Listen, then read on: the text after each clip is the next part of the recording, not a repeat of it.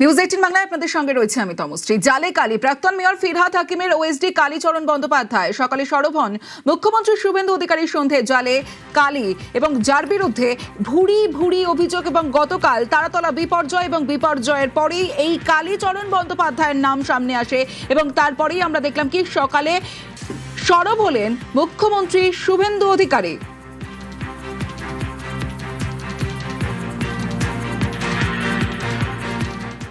আমরা কালীকে তুললে সব বেরিয়ে যাবে। কলকাতা কর্পোরেশনে কালী না বললে কোনো প্ল্যান হয় না। আর কালী অ্যাপয়েন্টেড বাই ক্যামাস্ট্রিট সবাই জানে। আর এই কালী বাইপাসের পাশে আপনাদের তৃণমূল ভবন বানাচ্ছে 200 কোটি টাকা দিয়ে, আর এখান থেকে টাকাটা তুলে ঘরে পাঠায়।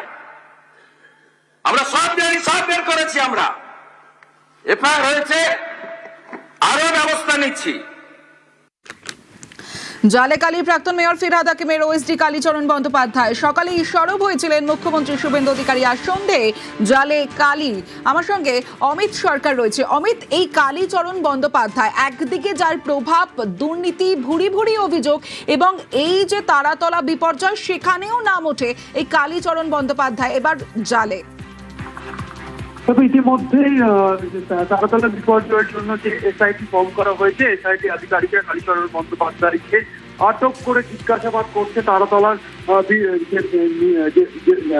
বিপর্যয়ের ক্ষেত্রে যে প্ল্যান যে অনুমোদন হয়েছিল কলকাতা পুরসভা থেকে সেই সংক্রান্ত বিষয়ে।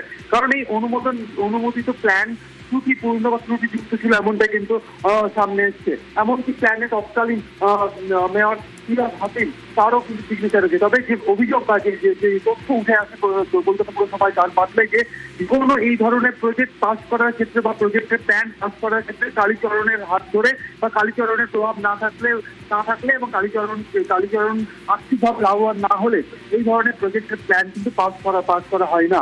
সেক্ষেত্রে চলতি বছরের জানুয়ারি মাসের 17 তারিখ এই তারাতলা বিপর্যয়ের যে ঘটনাস্থল সেখানকার জমিতে এই কনস্ট্রাকশন তৈরি করার জন্য প্ল্যান অনুমোদিত হয়েছিল কলকাতা পুরসভা থেকে, এবং সেই প্ল্যান পাস করার ক্ষেত্রে অনুমোদন পাওয়ার ক্ষেত্রে কালীচরণ বন্দ্যোপাধ্যায়ের যোগ রয়েছে এমন তথ্য উঠে আসছে।